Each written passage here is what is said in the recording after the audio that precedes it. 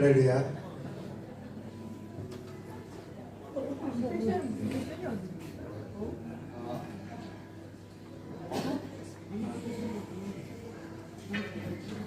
오늘도 예배 자리에 오신 모든 분들 주님의 이름으로 환영하고 축복합니다. 우리 함께 이렇게 인사하면 좋겠습니다. 올해 우리 교회의 또 목표, 또 우리 교회의 신앙의 방향, 쉼을 누린다라는 의미로 주님 안에서, 오늘도 주님 안에서 쉼을 누리시기를 바랍니다. 우리 이렇게 함께 인사하겠습니다. 오늘도 주님 안에서 쉼을 누리시길 바랍니다.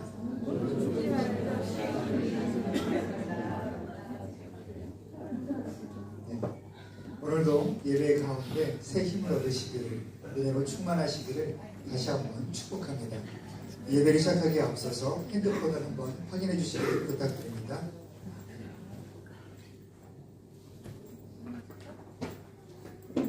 우리 함께 일어나셔서 찬양하겠습니다.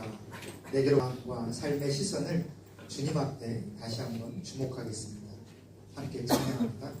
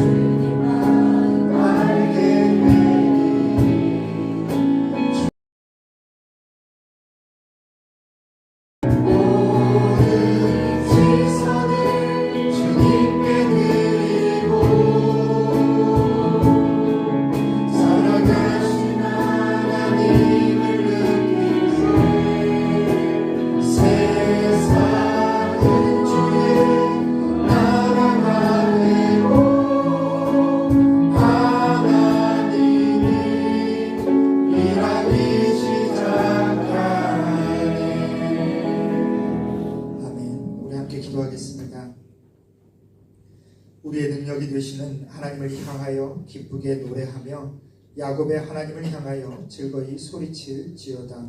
시를 읊으며 소고를 치고 아름다운 수금의 비파를 아우를지어다. 초하루와 보름과 우리의 명절에 나팔을 불지어다. 아멘. 우리의 삶의 모든 자리에서 하나님을 경험하고 하나님께서 우리에게 행하신 일들을 우리가 누리며 이 시간 감사와 기쁨의 마음으로 예배의 자리에 나왔습니다. 하나님, 이곳에 모인 하나님의 자녀들 그 삶을 돌아봐 주시고 우리의 마음 가운데 새로운 영을 더하여 주옵소서. 오늘 예배 가운데 하나님을 만나며 하나님의 손을 의지하며 새로운 마음과 새로운 삶의 시작이 오늘 우리 가운데 우리의 예배를 주님께서 기뻐 받으시기를 간절히 원하며 예수님의 이름으로 기도합니다. 아멘. 우리 함께 사도신경으로 신앙을 고백합니다. 나는 전능하신 아버지 하나님 천지의 창조주를 믿습니다. 나는 그의 유일하신 아들 우리 주 예수 그리스도를 믿습니다. 그는 성령으로 잉태되어 동정녀 마리아에게서 나시고 본디오 빌라도에게 고난을 받아 십자가에 못 박혀 죽으시고 장사된 지 사흘 만에 죽은 자 가운데서 다시 살아나셨으며 하늘에 오르시어 전능하신 아버지 하나님 우편에 앉아 계시다가 거기로부터 살아있는 자와 죽은 자를 심판하러 오십니다. 나는 성령을 믿으며 성도의 교제와 죄를 용서받는 것과 몸의 부활과 영생을 믿습니다. 아멘. 우리 함께 찬양합니다. 할렐루야. 아멘. 드디어 예배당이 꽉 찼습니다. 다 이렇게 진작부터 이렇게 만나고 싶었는데 새해가 둘째 주가 되고 나서야 이제 대부분 이제 다 돌아오신 것 같습니다. 오랜만에 우리 앞에 율동 소녀들이 나와 있는데 처음 오신 분들은 당황하지 마시고 그 누구보다 제일 잘하는 우리 율동을 잘하는 친구들입니다. 우리 친구들이 율동할 텐데 함께 율동을 하면서 함께 하나님께 찬양 올려드리겠습니다.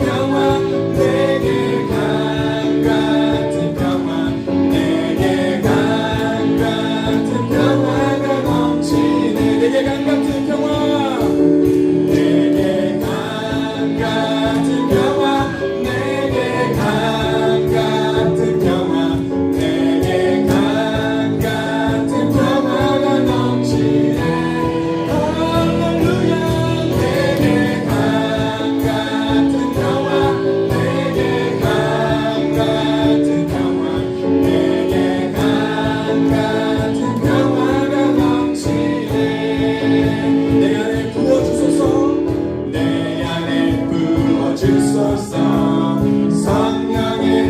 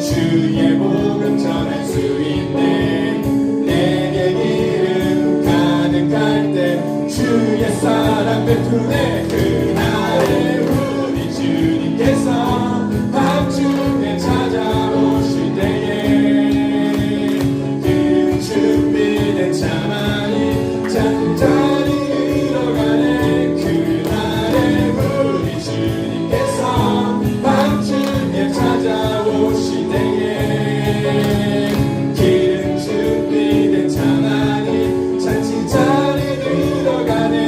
그날에 우리 주님께서 밤중에 찾아오실 때에 기름 준비된 자만이 잔치 자리 들어가네.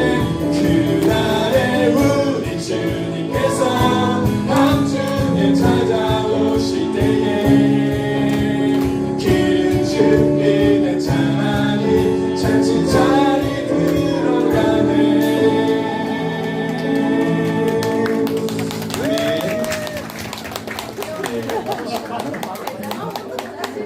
잘하셨거든요.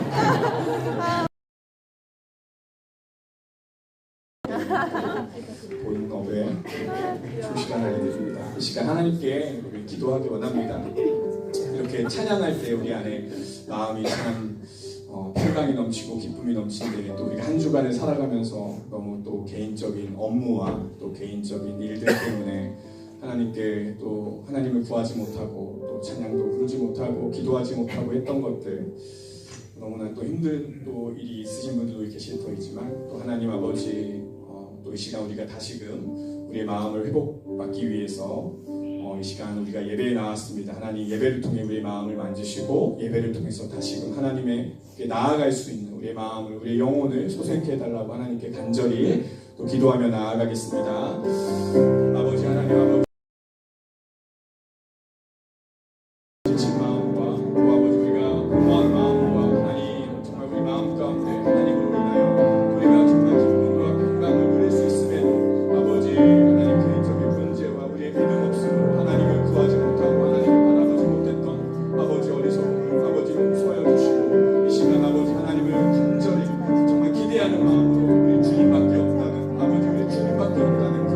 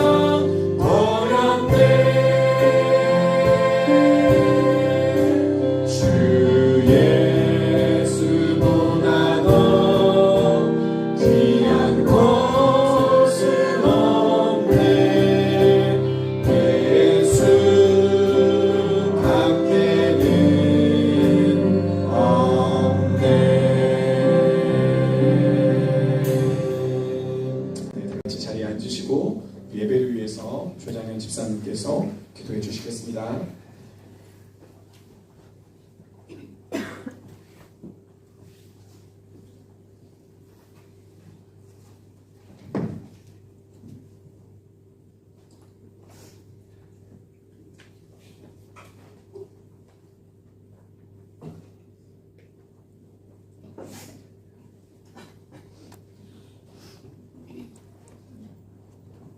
네, 기도하시겠습니다. 하나님, 주님의 이름을 찬양드립니다. 분주했던 일상을 잠시 멈춰세우고 하루를 구별하여 주님의 날로 기억하며 예배하기 위해 이곳에 모였습니다. 예배의 자리로 나을 수 있도록 인도해 주심을 감사드립니다. 먼저 우리 삶을 돌아볼 때 많은 것을 얻고 누리고 살지만 내가 노력하여 성취한 것으로 여기고 주님께 감사가 부족했고 바쁘다는 이유로 말씀과 기도 생활을 소홀히 했던 생활의 나태함을 회개합니다. 오늘 예배를 통하여 예수님의 십자가의 사랑을 생각하며 우리의 생각을 오직 우리 교회의 표어인 주 안에서 쉼을 누리는 교회처럼 올 한 해 우리들의 삶이 주 안에서 회복의 은혜를 경험하기를 기도합니다. 우리가 항상 감사와 기도로 무장하여 온유하고 겸손한 그리스도의 품성을 본받아 주변에 선한 영향력을 발휘하는 그리스도인으로 살아가길 기도합니다.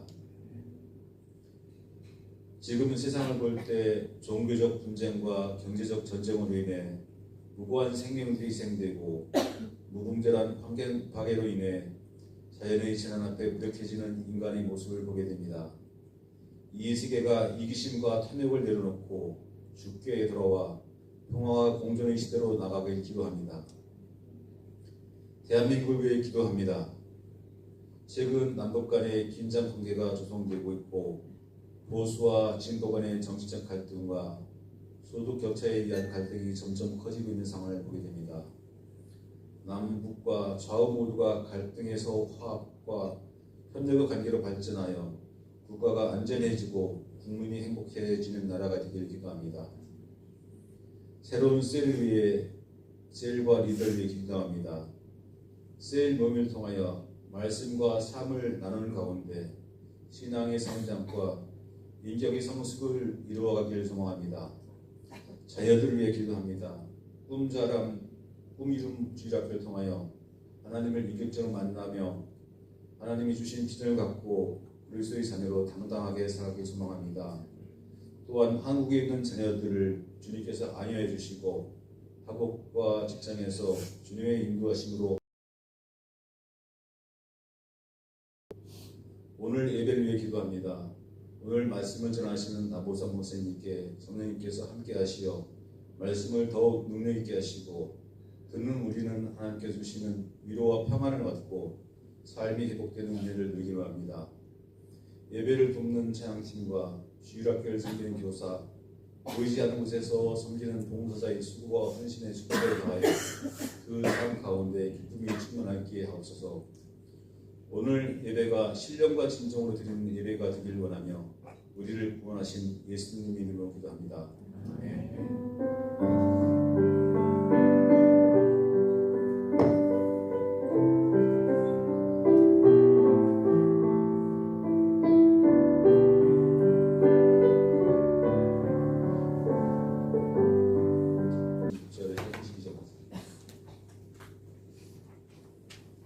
또 이르시되 하나님의 나라는 사람이 씨앗을 땅에 뿌린 것 같으니 그가 밤낮 자고 깨고 하는 중에 씨가 나서 자라되 어떻게 그리 되었는지를 알지 못하느니라.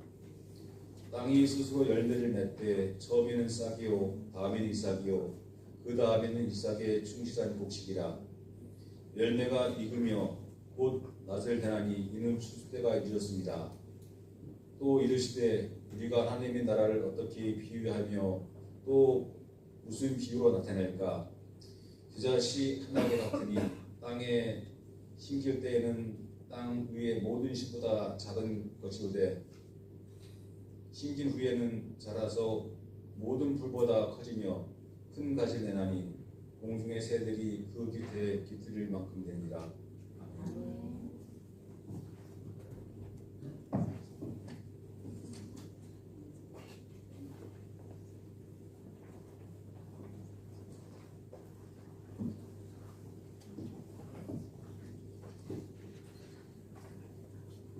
할렐루야.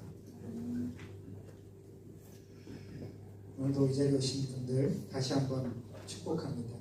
우리 함께 앞뒤로. 요즘 날씨가 많이 흐립니다. 건강 조심하시고, 지금 또 가정에서 또 곳곳에서 온라인으로 또 함께 믿음 안에서 예배에 함께 하시는 모든 분들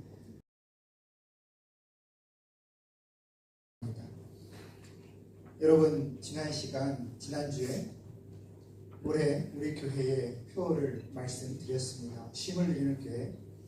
쉼이라는 것은 멈춰서 모든 것을 놓는다라는 의미가 아니라 주님과 함께하는 것이 쉼이다라는 것을 말씀드리는 겁니다.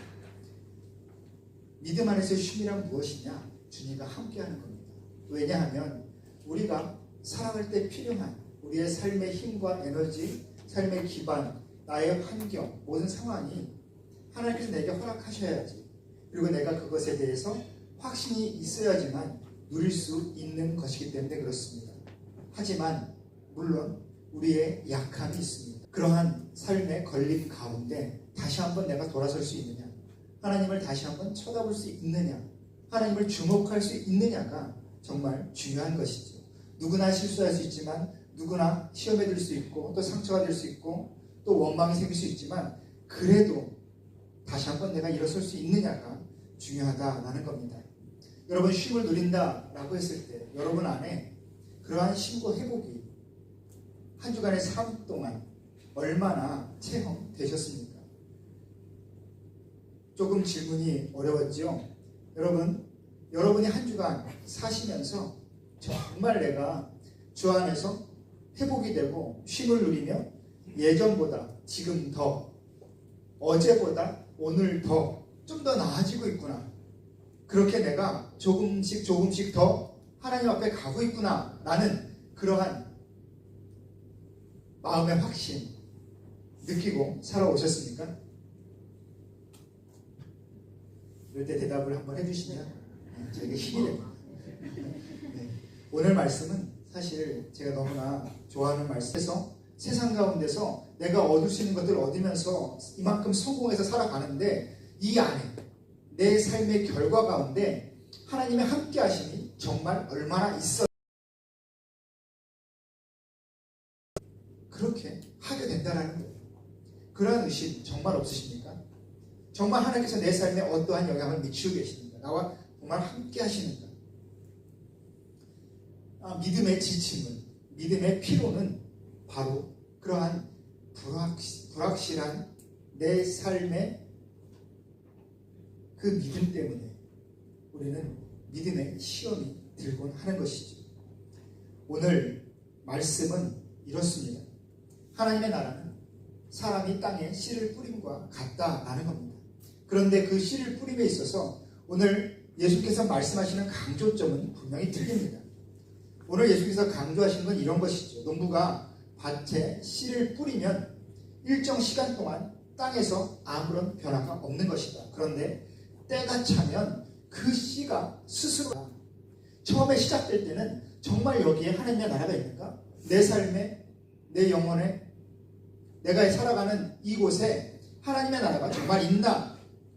라고 보면 그곳에서, 내가 있는 곳에서 또 내 안에서 하나님의 나라가 그렇게 존재한다라는 겁니다.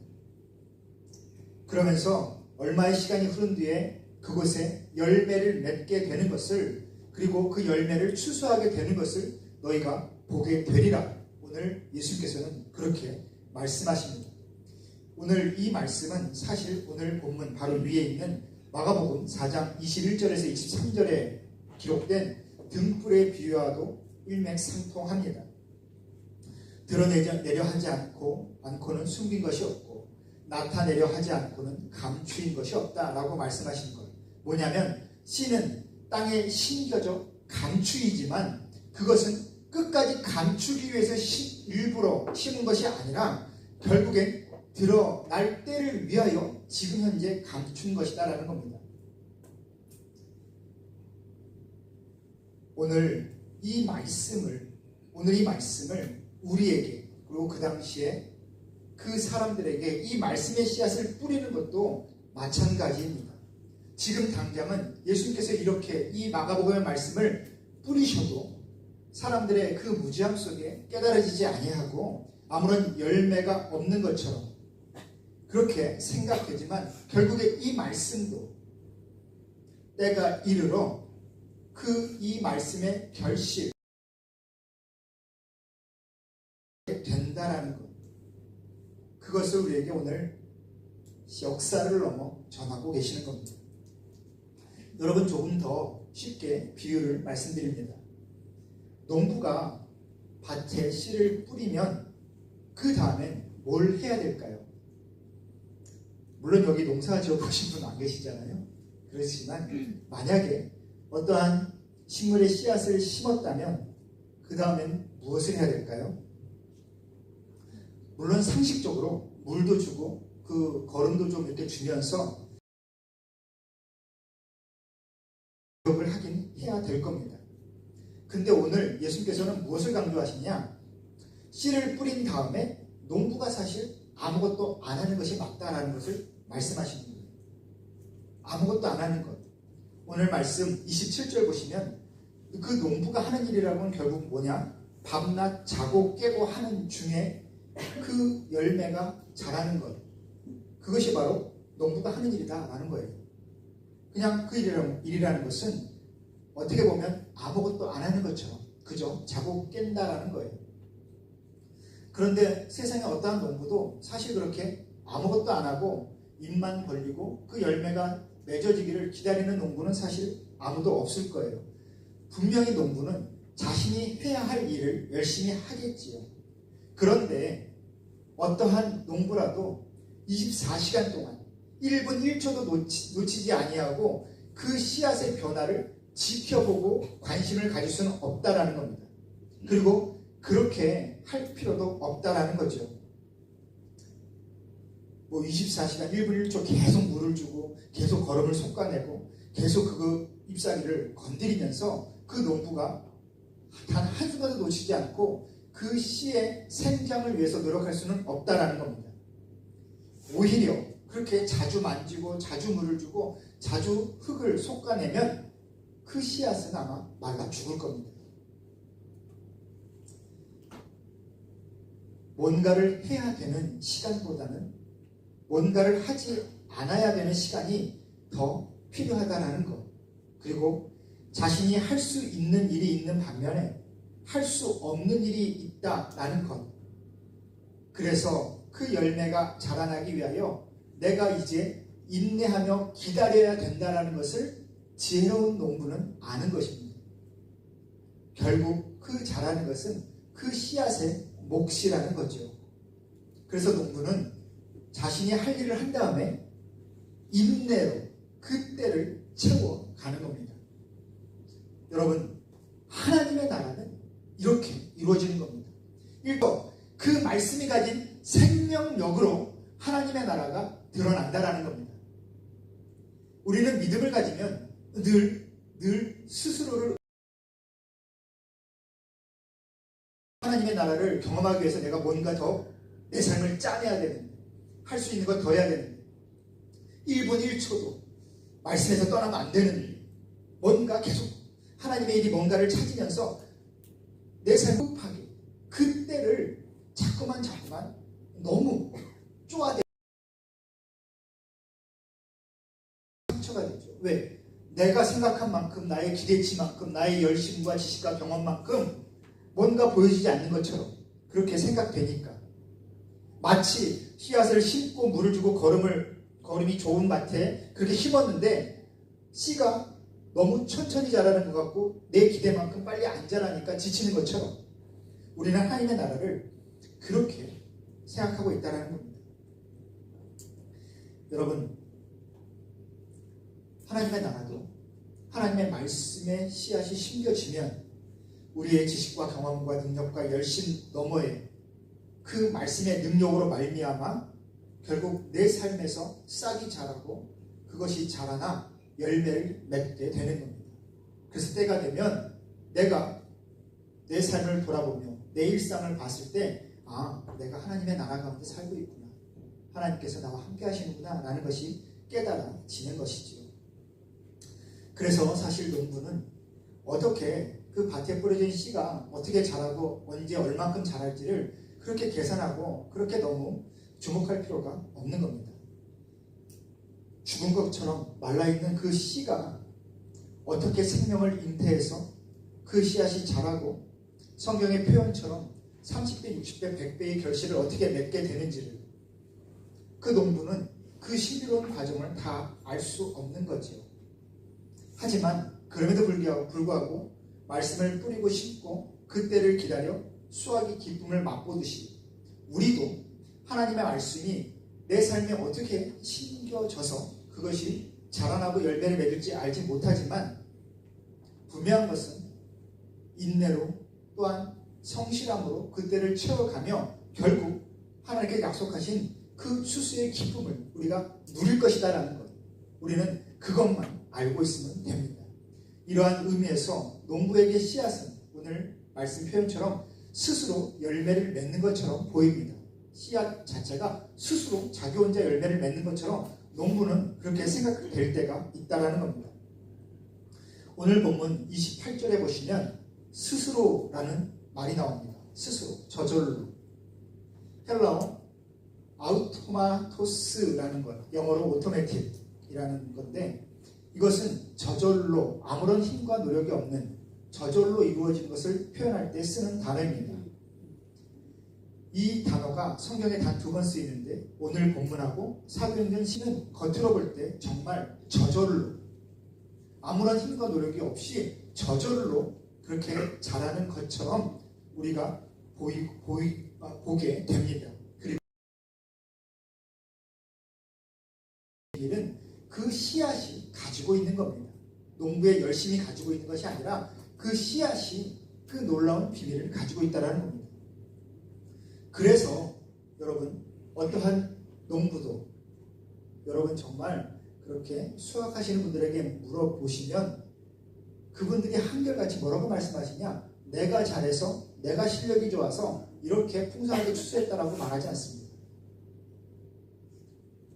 하나님께서 또 신앙이 없는 분들은 하늘이 도왔다. 왜? 날씨와 기후와 땅, 토양 그리고 이 씨앗의 이 건강함 알 수 없는 비밀이지만 때가 이르렀을 때 이렇게 풍성하게 추수하게 되었다. 내 노력만으로 된 것이 아니다라고 이야기한다는 겁니다.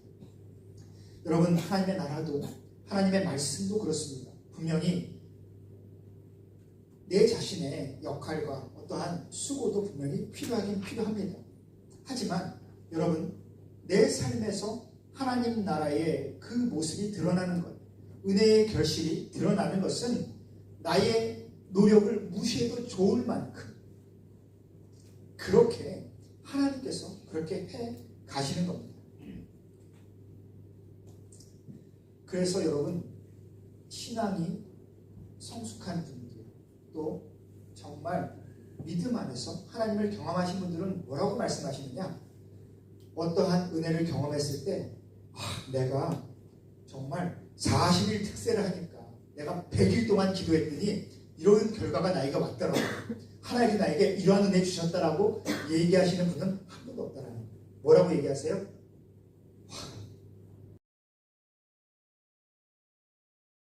하나님께서 나에게 이러한 삶을 주셨더라고. 이러한 결과를 주셨더라고. 그래서 이게 정말 하나님의 나라는 정말 나의 노력과 나의 열심과 나의 생각과 달리 그냥 저절로 이루어지는 것 같아. 그냥 하나님께서 이끄시는 대로 원하시는 대로 그렇게 이루어지는 것 같아 라고 그렇게 고백하시는 것을 우리가 볼 수 있습니다. 이것은 뭔가의 열심이 필요 없다라고 말씀드리는 게 아니에요. 분명히 우리의 열심이 필요하죠. 뿌리고 거두고 그것을 돌봐야 되는 노력과 수고는 분명히 필요하지만 나중에 맺어지는 그 결과를 볼 때 나의 그 노력이 아무것도 아닌 것처럼 생각될 정도로 정말 이 결과가 놀랍다라는 것을 강조하는 거예요. 하나님의 은혜는 내 생각만큼, 내 계산만큼 이루어지는 것이 아니에요. 그러면 정말 우리는 하나님과 기브 앤 테이크, 거래를 하는 삶이 되겠지요. 말씀대로 우리는 사실 생명의 그 결실에 대해서 우리는 아무것도 아는 것이 사실 없습니다.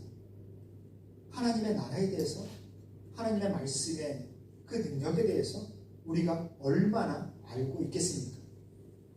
우리는 그저 내가 경험하고 내가 누린 것만큼만 아는 것이죠. 그리고 그것을 경험하면 경험할수록 하나님의 은혜가 얼마나 다양하고 크고 놀랍고 신비한 것인지를 우리는 점점 깨달아가며 성숙하면 성숙할수록 나의 자금과 약함을 우리는 고백할 수밖에 없다라는 겁니다. 그래서 예전에 작년에 말씀드렸지만 여러분, 하나님의 능력이 하나님의 능력이 언제 나타날까? 우리는 모두가 원하잖아요. 하나님의 능력, 하나님의 역사를 경험하게. 언제 나타날까요? 하나님의 말씀에 믿음을 가진 사람이 순종했을 때 그곳에 하나님의 나라가 나타나는 겁니다. 말씀에 순종했을 때 하나님의 은혜가 그곳에서 임한다라는 겁니다. 하나님의 나라가 없는 것 같아요. 하나님의 은혜가 내게는 없는 것 같아요. 아니요. 돌아보는 겁니다. 하나님의 말씀에 순종하는 것. 내가 또 당신이, 우리 모두가 뉴델리 한인교회에 하나님의 능력이 없는 것 같습니다. 하나님의 나라의 역사가 이 교회는 없는 것 같습니다. 라고 얘기한다면 우리는 회개해야겠죠. 왜? 우리 교회가 하나님의 말씀에 순종했는가? 그래서 하나님의 역사를 우리가 그렇게 경험하고 있는가? 하나님의 말씀이 순종하면 이제 우리는 자고 깨는 일을 반복하면 되는 겁니다. 도대체 언제 은혜가 나타날까? 언제 하나님 나라의 모습이 나타날까라고 조바심을 내며 계속해서 그렇게 검사하며 그렇게 안달하는 것이 아니라 인내하며 그때를 보는 거지. 그래서 여러분, 하나님의 말씀대로 여러분의 삶에, 여러분들의 일상에 그 하나님의 나라를 심었다면 아무것도 심지 않은 사람들이 이러쿵저러쿵 얘기하는 거에 대해서 너무 휩쓸리실 필요가 없습니다. 그 땅이 어떻네, 노력을 덜했네, 날씨가 어떻네, 정말 하는 거 맞아? 라고 이러쿵저러쿵 얘기하지만 하나님의 나라에 그 은혜를 경험하지 못한 사람들이 얘기하는 것에 대해서 우리 스스로 용기를 잃어버리고 내 마음이 불안해지고 조급해질 필요가 없다라는 겁니다. 오늘 이 마가복음 말씀은 지금 주님께서 누구에게 말씀하고 계신지 아십니까? 마가복음 이 앞에 보시면요, 예수님은 가족들이 저거 미쳤네, 그 친척들이 저거 미쳤네, 그냥 우리랑 같이 그 나무나 깎은 저 뭐 대단한 사람이라고 저렇게 얘기하고 저렇게 돌아다니네. 그리고 제사장과 랍비들이 예수가 미쳤다고, 저 귀신 들려서 저렇게 자기도 모르는 얘기를 하고 다닌다라고 그렇게 공격하는 가운데 오늘 말씀을 하시는 거예요.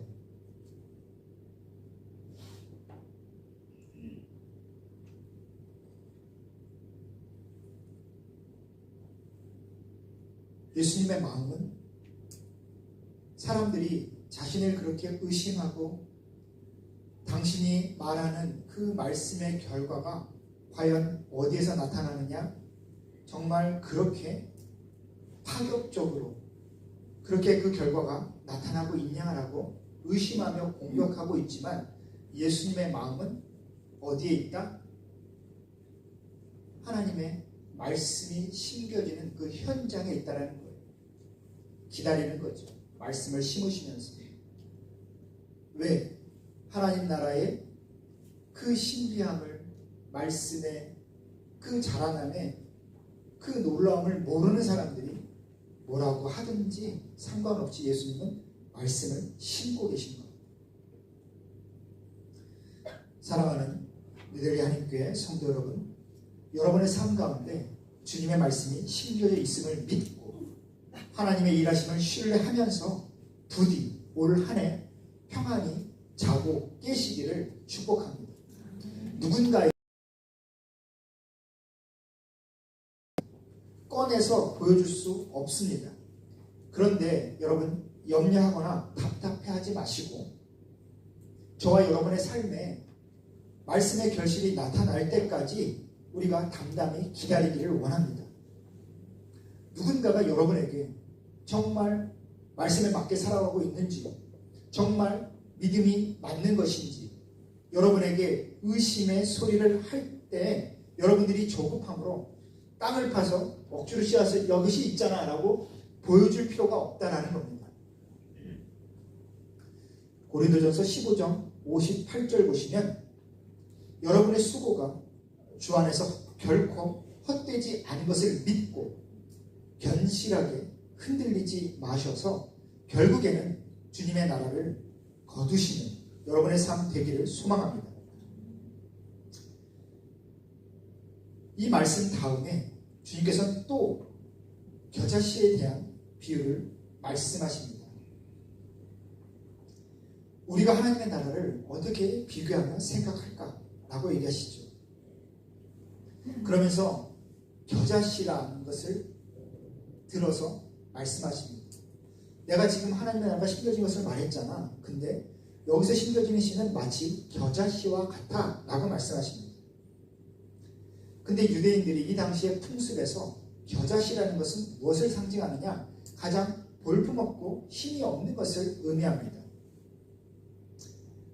이스라엘에서 자라는 흑겨자는 700개 정도의 씨앗을 모아야 겨우 1g 정도라고 해요. 700개 정도를 모으면 1g 정도의 무게가 나간다. 그러니까 얼마나 정말 작고 먼지 같은 거겠습니까? 근데 예수께서 뭐라고 말씀하셔요? 너희가 너희 삶에 심는 그 씨마저도 사실 굉장히 원대하고 크고 능력 있는 건강한 씨를 찾을 필요가 없다라는 것을 말씀하십니다. 그 겨자 씨가 자라면 풀이 좋은 환경에서는 1년 동안 3m까지 자란다고 합니다. 그래서 오늘 말씀 32절에도 그 겨자씨를 심어 자라면 결국 모든 풀보다 커진다라고 표현하고 있습니다. 이 겨자씨를 비유로 말씀하신 이유는 한 가지입니다. 하나님의 나라는 작고 소박함에서 시작된다라는 거예요. 우리는 하나님의 일이라고 생각하면 뭐라고 생각합니까? 원대한 결단과 엄청난 준비와 사람들로부터 인정받을 만한 어떠한 그 과정의 모습이 드러나야 된다고 생각합니다. 들을 때에 어떠한 이야기를 듣고 싶으십니까? 부흥회나 간증 집회 가셔서 정말 남들이 입을 딱 벌릴 만한 엄청난 결과를 경험한 그런 분들의 이야기를 들으면서 그래 맞아 하나님께서 복 주시는 거는 저런 거지. 엄청난 대학에 우리 자녀가 들어가고 우리 또 가장들이 엄청나게 성공하고 우리 교회가 엄청나게 부흥하고 사람들이 전부 다 우러러 볼 정도로 그래서 야 저기에 하나님께서 복 많이 주셨네 그런 것을 말할 정도의 어떠한 기반이 닦여져야지 우리는 야 하나님 말씀이 제대로 심겨졌네 우리는 그렇게 인정하고 있지 않습니까? 근데 예수께서 뭐라고 말씀하셔요? 하나님의 나라는 겨자씨가 심겨진 것 같다라는 거예요. 에스겔서 17장 22절에서 23절 말씀 보시면 원래 이스라엘의 역사 가운데서 회복과 구원을 얘기할 때 이 겨자씨라는 표현은 쓴 적이 없어요. 여호와께서 이같이 말씀하시되 내가 백향목 꼭대기에서 높은 가지를 꺾어다가 심으리라 이렇게 해서 말씀하셔요. 그리고 그것이 자라면 모든 만물이 그곳에서 쉼을 얻을 것이다. 왜? 백향목이라는 것은 그만큼 건장하고 강건하고 화려하기 때문이다. 그래서 늘 무언가 회복을 이야기할 때, 풍성한 결과를 얘기할 때는 이스라엘에서 늘 백향목을 비유로 사용했어요. 근데 오늘 예수님께서는 뭐라고 말씀하세요? 아니, 하나님의 나라는 그 백향목처럼 크고 화려한 것이 아니야. 도저히 그 안에 이거 정말 잘할 수 있나? 라는 의심이 들 정도로 아무것도 없이 보이는 바로 이러한 겨자씨 같은 이 작은 씨앗이 우리의 상상과 우리의 노력을 넘어 풍성한 결과를 맺는 것처럼 하나님의 나라는 하나님의 열심과 하나님의 능력으로 커지는 거야. 너의 열심과 너의 노력과 너의 기대로 하나님의 나라가 그 이곳에 임하는 것이 아니다라는 것을 말씀하시는 겁니다. 누가복음 12장 32절 말씀 보시면 예수님을 따라다니며 하나님의 말씀이 심겨진 것을 보면서도 사람들에게 끊임없이 공격받고 도저히 자신의 삶이 더 그렇게 사람들 보기에 화려하게 나아지지 않고 있다라고 그렇게 체념하고 있는 제자들에게 예수께서는 다독이면서 말씀하고 계십니다. 하나님의 나라는 가장 작은 것으로부터 아무것도 아닌 것처럼 생각되는 그곳에서부터 시작됩니다. 밖에서 보면 누구나 무시할 수밖에 없는 것. 그래서 사람들이 대부분 무시하고 지나쳐가는 것 같지만 하나님의 나라는 그곳에서 시작되는 것이다. 그러한 가치의 큰 것, 화려한 것에 주목하지 말아라. 하나님께서는 너희가 하나님의 은혜를 신비하게 놀랍게 경험하기를 원하신다라는 겁니다.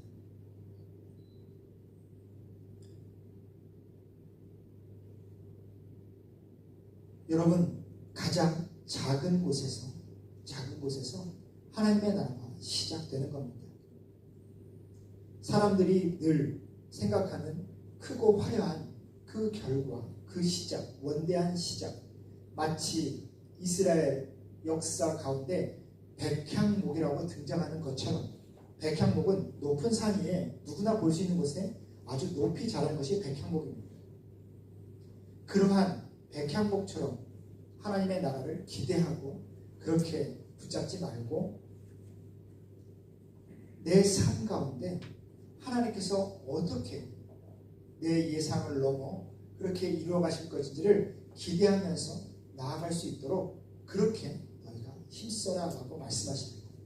오늘 본문과 같은 말씀을 기록한 누가복음 13장 19절 말씀 보시면 겨자씨를 어디에 심는다라고 말씀하십니까? 채소밭에, 자기 채소밭에 심는다라고 말씀하십니다. 여러분, 하나님의 나라는 어디에 심는다고요? 나의 채소밭, 나의 작은 일상에 심는 겁니다. 내 눈에 보기에 부러운 저 삶의 자리에 내가 가서 억지로 저곳에 하나님의 나라를 심는 것이 아니라 하나님의 말씀은 어디에 심는다? 어떻게 보면 화려한 것 없고 평범하고 때로는 무기력하고 약한 것처럼 보이는 나의 이 평범한 일상 가운데 하나님의 말씀을 내가 심는 겁니다. 사람들이 뭐라 그럴지언정, 야, 뭐 이왕 심는 거 좋은 데 심어야 되지 않겠어? 라고 말할 수 있죠. 하지만 하나님께서 어떻게 하신다고요? 그 낮고 평범한 땅에 심겨져 자라나는 것이 바로 하나님의 나라다라는 거예요. 어떻게 자라는지는 알 수 없지만 때가 이르러 추수할 때가 되면 하나님께서 이렇게 자라게 하셨구나, 나에게 이러한 일상을 주셨구나 라는 것을 깨닫는 것처럼 그렇게 하나님의 나라는 그렇게 맛보아 아는 겁니다. 여러분, 올해 쉼을 누리는 교회, 어디에서 쉼을 누린다? 주님 안에서. 어떻게? 주님께 배우며 쉼을 누린다라고 말씀을 드렸습니다. 마치 우리가 물에서 수영할 때 그냥 물의 부력에 몸을 맡기고 둥둥 떠서 그렇게 가는 것처럼 올 한 해 정말 의심하지 말고 주님 안에 우리의 삶을 던져서 주님께서 내 삶을 떠받치고 이끌어 가시는 것을 우리 모두가 경험하기를 소망합니다. 우리 함께 기도하겠습니다. 하나님 감사합니다. 우리의 삶의 모든 자리에서 하나님의 말씀이 심겨져 있음을 우리가 다시 한번 깨닫습니다.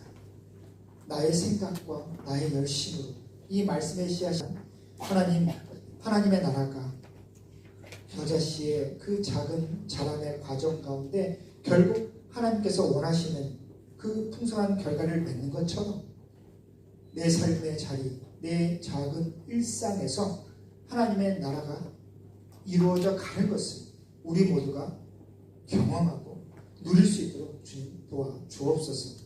올 한 해 주님 안에서 쉼을 누리며 주의 그 도를 배워가기를 간절히 원할 때에 예수님의 이름으로 기도합니다.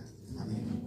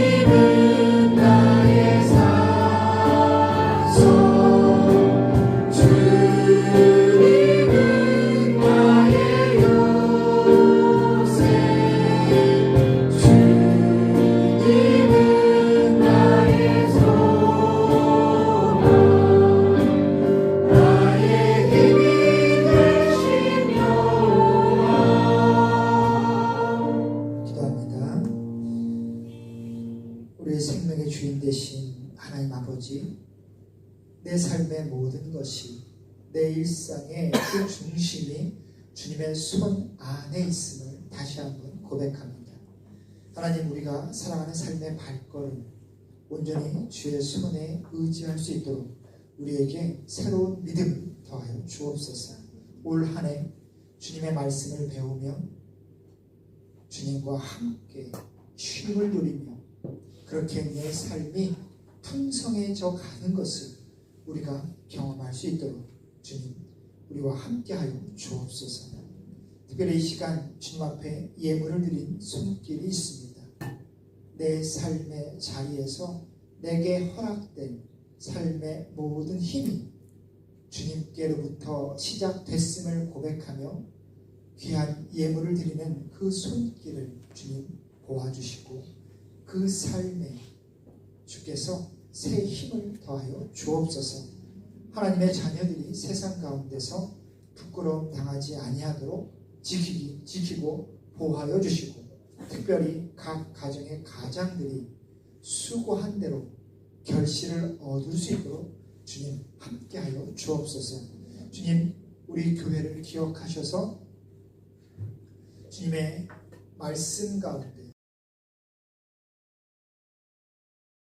주의 영으로 하나님께서 맡기신 그 사명을 온전히 감당하는 교회가 될 수 있도록 주님, 우리 교회를 붙잡아 주옵소서.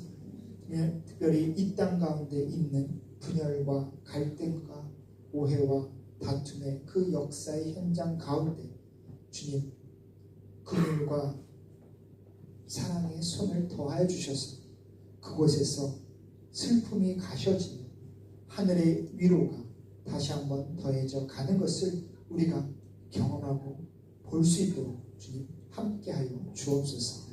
이제는 우리 주 예수 그리스도의 은혜와 하나님 아버지의 다함없는 사랑과 성령 하나님의 감동, 감화, 교통하심의 역사가 내게 허락된 그 평범한 일상 가운데 하루하루 하나님의 말씀을 심어가며 결국에 때가 이르러 하나님의 나라의 그 놀랍고 풍성한 은혜를 맛보기를 원하니 이곳에 있는 모든 하나님의 사람들 이 삶과 기도 위에 지금부터 영원히 함께 하시기를 간절히 축원하옵나이다.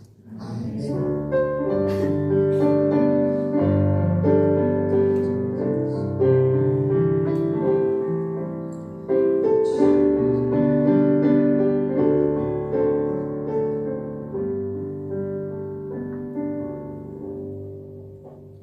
아멘.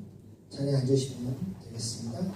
예배를 마쳤고 함께 우리 간구하겠습니다. 네, 오늘 우리 꿈 잘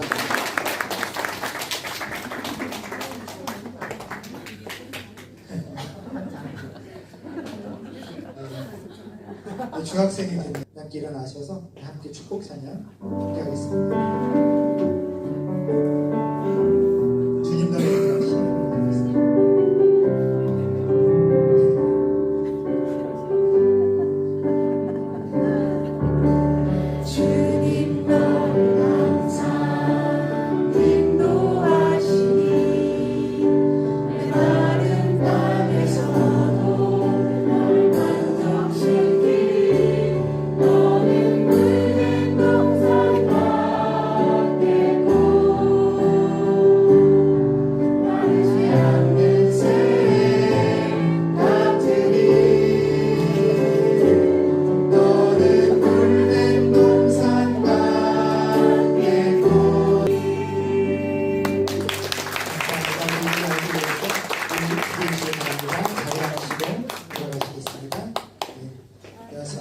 우리 교회 이름으로 성경책 하나님의 말씀을 적었습니다.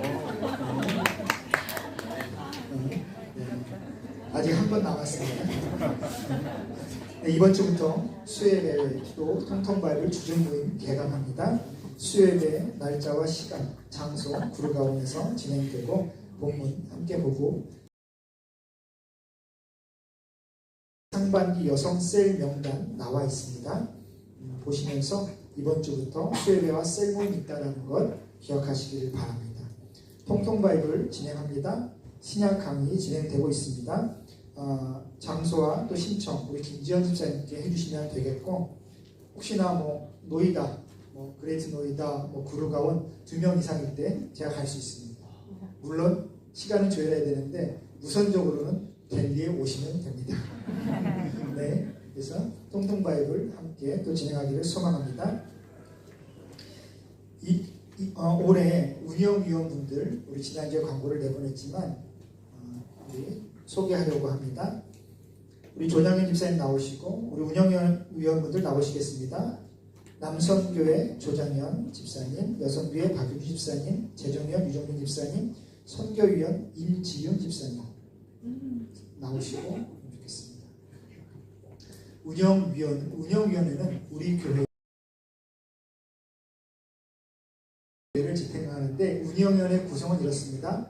남선교회와 여선교회는 각 선교회에서 가장 인망이 두터우신 분들을 우리 회원분들이 투표하신 거잖아요. 그래서 세워지면 남녀선교회 회장님으로서 이 운영위원회에 참여하시고요. 재정위원과 선교위원은 또 우리 교회의 재정과 또 중요한 사역 부분을 감당해야 돼서 운영위원 분들께서 전년도 운영위원 분들이 추천하셔서 세워지게 됩니다. 그래서 올해 진행되었습니다. 그리고 지금까지 또 잘 진행되어 왔습니다. 임지훈 집사님은 지금 출장 중에 못 나오셨는데 또 합니다. 미리 말씀 못 드렸는데 우리 유경훈 집사님 잠깐 일어나 주시고 우리 김명희 집사님 주시고 우리 작년까지 또 우리 재정위원으로 유 집사님 또 목양위로 김 집사님께서 또 함께 하셨는데 또 잘 섬겨주시고 올 한 해 또 바통을 잘 넘겨주셨습니다. 우리 이분들 위해서 박수로 감사합니다. 감사합니다. 운영위원들을 위해서 기도 많이 해주시기 바랍니다. 다음 주일 예배 안내드리겠습니다. 다음 주에는 장로회 신학대학교 또 선교팀이 우리 교회를 방문하면서